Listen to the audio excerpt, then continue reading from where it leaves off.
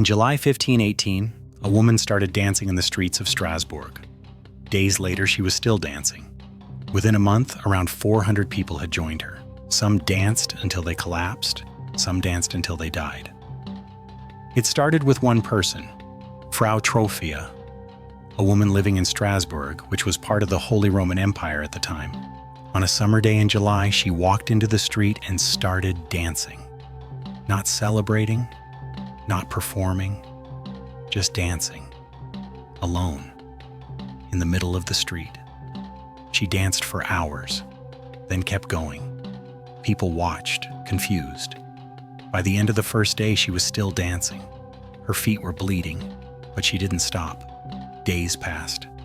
Frau Trophea kept dancing. Witnesses said she looked exhausted, distressed, but she couldn't stop. Within a week, around 34 more people had joined her.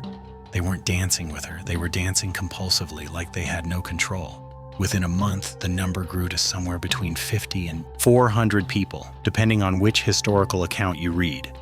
The streets of Strasbourg were filled with people dancing day and night, unable to stop. City officials didn't know what to do.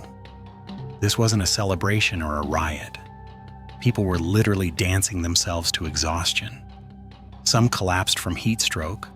Some had heart attacks. Historical records suggest that around 15 people per day were dying at the peak of the outbreak. The authorities tried different solutions. First, they thought maybe the dancers just needed to dance it out of their system, so they built stages, hired musicians, and encouraged more dancing. The idea was that if people danced long enough, they'd eventually tire out and stop. It made things worse. More people joined in, the dancing spread, doctors were called in.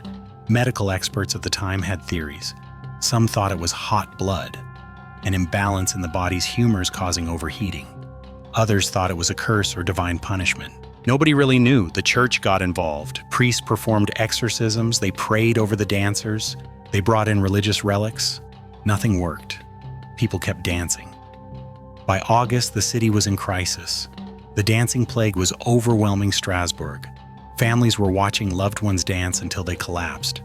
The streets smelled of sweat and sickness. Then, almost as suddenly as it started, it stopped. By early September, the compulsive dancing faded. People gradually regained control. The plague ended. But what caused it? Even today, historians and scientists aren't completely sure. There are theories.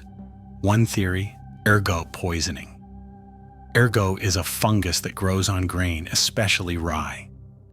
When people eat contaminated bread, it can cause convulsions, hallucinations, and spasms.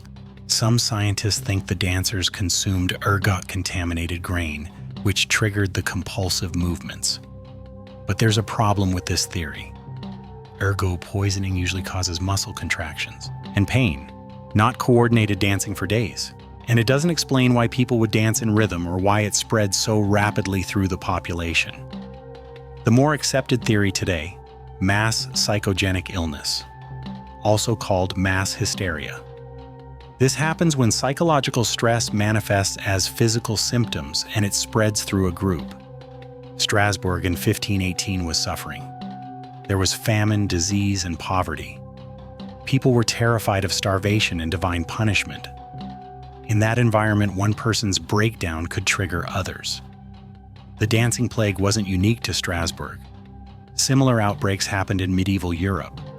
There are records of dancing manias in Germany, Switzerland, and the Netherlands during the same era. They all shared common factors: poverty, disease, religious fear, and social stress. Modern psychology recognizes this as a real phenomenon. Mass psychogenic illness still happens today, though it looks different.